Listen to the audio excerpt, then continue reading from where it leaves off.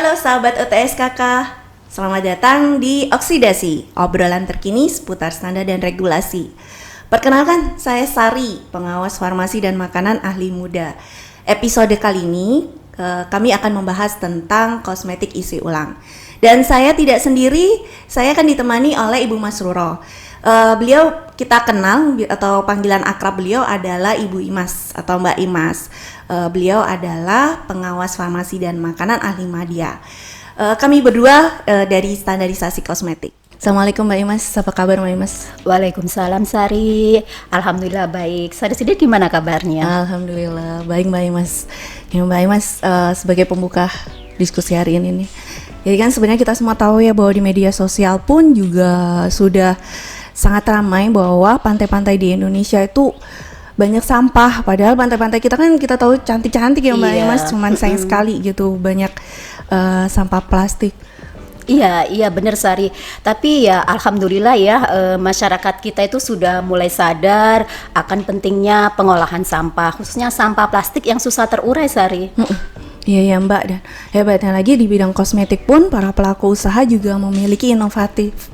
Jadi untuk apa tuh Mbak, untuk mengurangi jumlah sampah plastik yang ada, jadi mereka membuat sebuah inovasi baru, yaitu dengan penjualan berupa kosmetik isi ulang. Iya benar Sari, karena sudah ada pelaku usaha yang melakukan pendistribusian seperti itu, makanya Badan POM untuk melindungi masyarakat sudah memiliki peraturan terkait kosmetik isi ulang tersebut.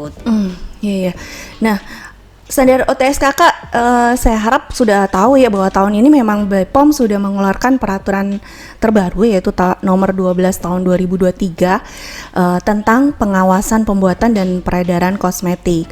Dan di dalam peraturan itu terdapat ketentuan tentang kosmetik isi ulang. Mungkin sebaiknya kita perjelas dulu mungkin ya Mbak, kosmetik isi ulang itu apa sih? Iya, oke. Bagaimana Mbak? Ya. Definisi kosmetik isi ulang adalah kosmetik yang dikemas kembali ke dalam wadah sesuai dengan permintaan konsumen yang dilakukan di fasilitas isi ulang kosmetik.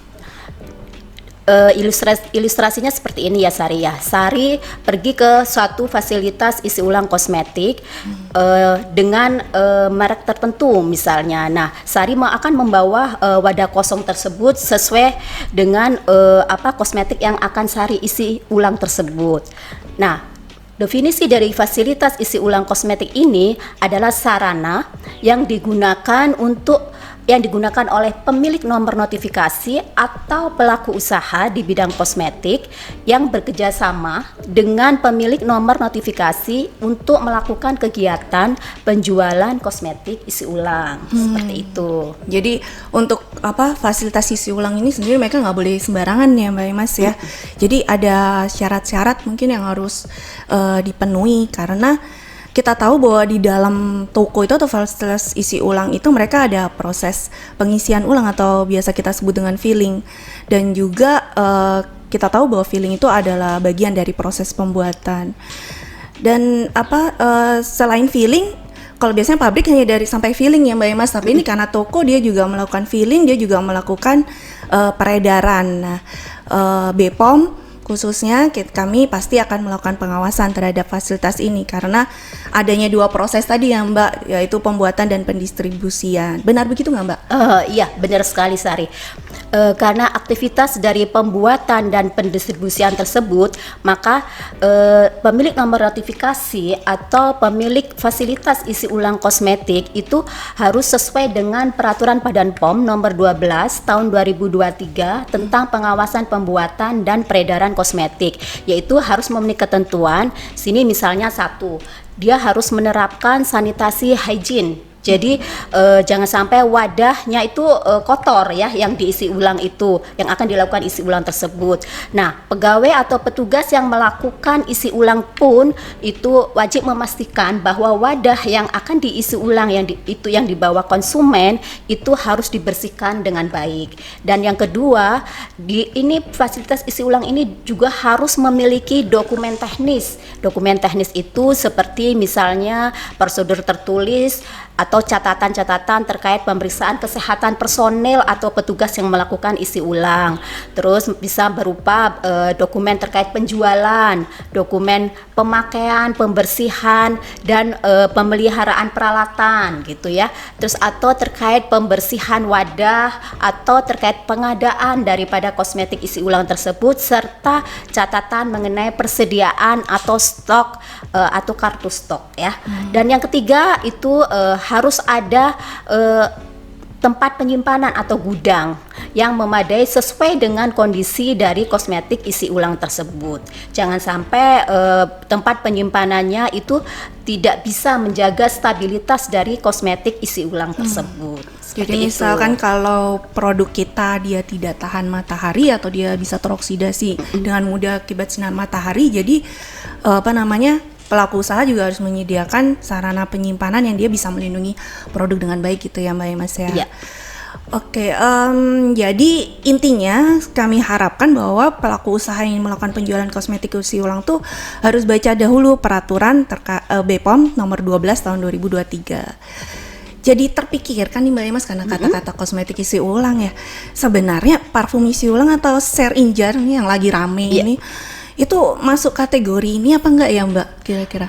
Oh tidak Sari, jadi jangan salah persepsi ya kita di sini ya. Kalau parfum isi ulang dan share in jar itu bukan termasuk daripada kosmetik isi ulang. Jadi karena tidak sesuai dengan definisi daripada kosmetik isi ulang yang telah saya sampaikan sebelumnya tadi, dimana kalau parfum isi ulang itu harus dibuat fresh dan dia tidak perlu notifikasi. Nah di sini saat ini Badan POM sedang melakukan proses penyusunan terkait peraturan parfum isi ulang. Nah, untuk share in jar di sini itu merupakan repacking ya, repacking ke kemasan kecil-kecil. Jadi kemasan kecil-kecil ini akan diedarkan secara sengaja. Jadi hal ini yang tidak diperbolehkan, seperti itu. Ya baik, jadi benar-benar harus kita tegaskan ya Mbak ya, jangan sampai ada salah pemahaman gitu bahwa parfum isi ulang ataupun share in jar itu sebenarnya dan memang bukan kategori dari kosmetik isi ulang. Kira-kira apa lagi ya Mbak Imas yang harus diperhatikan? Ya, jadi sebelum melakukan penjualan kosmetik isi ulang, pelaku usaha itu wajib memiliki persetujuan dari Kepala Badan POM dengan permohonan persetujuan proposal ya, diajukan melalui jabatan pimpinan tinggi Pratama yang melaksanakan tugas di bidang standarisasi obat tradisional, suplemen kesehatan dan kosmetik. Di mana di dalam lampiran peraturan Badan POM nomor 12 tahun 2023 tersebut terdapat format ya. Jadi format yang harus pelaku usaha contoh ya untuk melakukan pengajuan proposal tersebut. Kalau syarat khusus agar permohonan penjual kosmetik isi ulang dapat disetujui itu ada kan Mbak? Atau misalkan kayak kita lihat dari segi kosmetik yang gimana sih gitu? Ya ada Sari, ada. Jadi pemilik nomor notifikasi atau pemilik fasilitas isi ulang itu harus memenuhi ketentuan, diantaranya satu, bahwa kosmetik yang diedarkan di fasilitas isi ulang tersebut harus sudah ternotifikasi di Badan POM, dan yang kedua harus ada fasilitas isi ulangnya ya, jadi harus ada fasilitasnya, dan yang ketiga harus ada dokumen perjanjian kerjasama penjualan kosmetik isi ulang di fasilitas isi ulang. Ya, hal ini diperlukan jika penjualan kosmetik isi ulang itu dilakukan oleh pelaku usaha, bukan pemilik nomor notifikasi. Nah, terus wadah kosmetik isi ulang sendiri itu harus dicantumkan juga penandaan seperti itu. Ya, berarti bukan berarti dia tidak dicantumkan apa-apa gitu ya Mbak, memang tetap harus dicantumkan penandaan. Nah, informasi apa sih yang wajib ada pada penandaan? Jadi kalau kita mengacu pada peraturan tersebut, minimal adalah nama kosmetik, kemudian juga nomor notifikasi, kemudian nomor batch, nama dan alamat fasilitas isi ulang. Jadi di sini fasilitas isi ulang itu siapa? Yaitu toko atau tempat ya Mbak Imas yang dia melakukan atau kita membeli kosmetik isi ulang itu. Terus juga harus mencantumkan tanggal pengisiannya atau isi ulangnya, dan juga tanggal kadaluarsa produknya. Kemudian pencantuman penandaannya itu juga harus jelas dan mudah dibaca, jangan sampai kena air dia jadi mudah lepas atau dia jadi mudah terpisah dari kemasannya gitu, dan juga tidak boleh luntur dan tidak mudah rusak. Ya. Ya, Mbak. Ya, benar Sari. Jadi juga konsumen ya jangan mau kalau wadah yang sudah diisi kosmetik isi ulang itu tidak diberikan penandaan atau label lah tanpa informasi apa-apa, jangan mau ya. Dan informasi itu sangat dibutuhkan oleh konsumen. Misalnya kalau terjadi kejadian yang tidak diinginkan karena penggunaan kosmetik isi ulang tersebut. Iya, benar. Nah, begitu pula sebenarnya dengan kategori kosmetik yang bisa didistribusikan sebagai kosmetik isi ulang. Jadi tidak semua kategori itu bisa kita distribusikan sebagai kosmetik isi ulang. Ya. Jadi saya punya cerita nih Mbak Mas. Jadi teman saya itu kan baru aja nih punya bayi, terus ya karena kan kalau punya bayi biasanya pengeluarannya juga lebih banyak. Nah, terus ketika dia tahu bahwa ada penjualan kosmetik isi ulang nih gitu, dia akan merasa bahwa wah, sabun dan sampo bayi saya ini bisa saya beli dengan isi ulang gitu kan, udah bawa wadah sendiri, pasti harga lebih murah ya. Pastinya. Gimana ya Mbak? Ya, kita harus perjelas di sini ya Sari ya, bahwa tidak semua jenis kosmetik itu bisa dilakukan penjualan dengan mekanisme kosmetik isi ulang seperti ini. Di dalam peraturan tersebut itu disebutkan bahwa yang bisa dilakukan penjualan kosmetik isi ulang yaitu hanya sabun mandi cair, sabun mandi antiseptik cair, sabun cuci tangan cair, sampo ketombe dan conditioner. Jadi seperti itu ya. Dan di luar sediaan itu dilarang dilakukan penjualan kosmetik isi ulang. Nah, untuk sediaan bayi kategori apapun, misalnya sabun mandi, sampo atau apapun ya, itu dilarang ya dilakukan penjualan untuk kosmetik isi ulang. Iya, jadi harus benar-benar diperhatikan ya oleh pelaku usaha dan konsumen. Jadi jangan sampai pelaku usaha itu mengedarkan kosmetik isi ulang di luar yang diizinkan dalam peraturan, apalagi untuk sediaan bayi.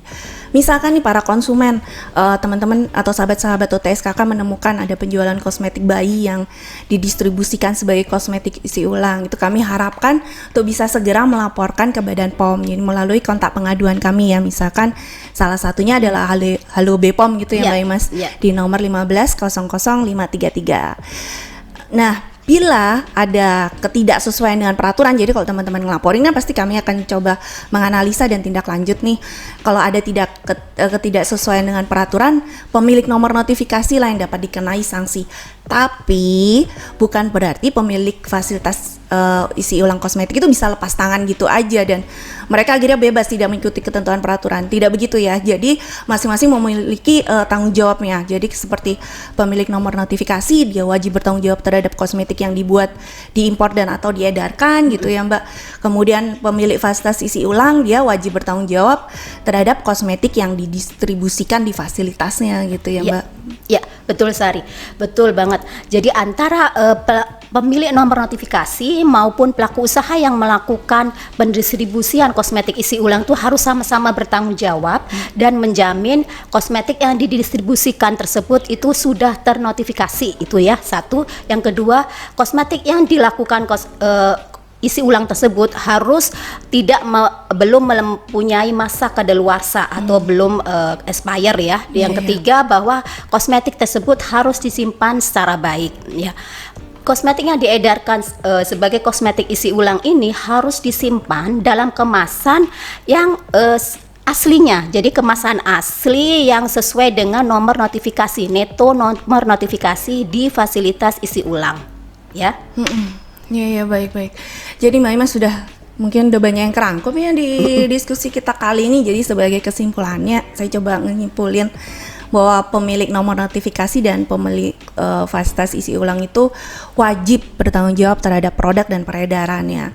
Dan juga kita sebagai konsumen juga nggak hanya asal beli terus juga nggak perhatian gitu ya Mbak Imas dengan dengan produk yang kita beli gitu. Kita juga wajib aware gitu.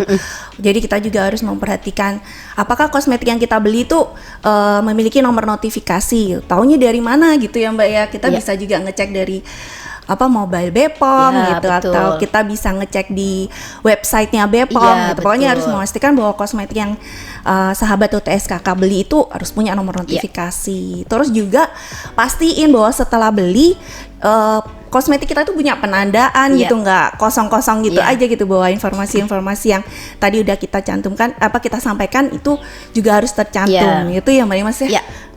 Benar sekali Mbak Sari. Jadi diharapkan juga tujuan utama daripada kosmetik isi ulang ini selain untuk mengurangi sampah plastik, juga dapat menjamin konsumen ya dari penggunaan kosmetik yang tidak memenuhi persyaratan keamanan, manfaat dan mutu. Iya benar.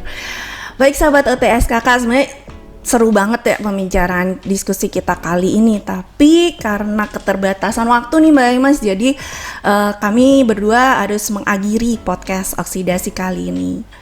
Semoga apa yang kita diskusikan kali ini ya bisa bermanfaat ya bagi teman-teman sahabat OTSKK. Iya benar Mbak, pasti sih akan bermanfaat insya Allah. Oke sahabat OTSKK, sampai jumpa pada podcast oksidasi berikutnya. Sampai bertemu lagi.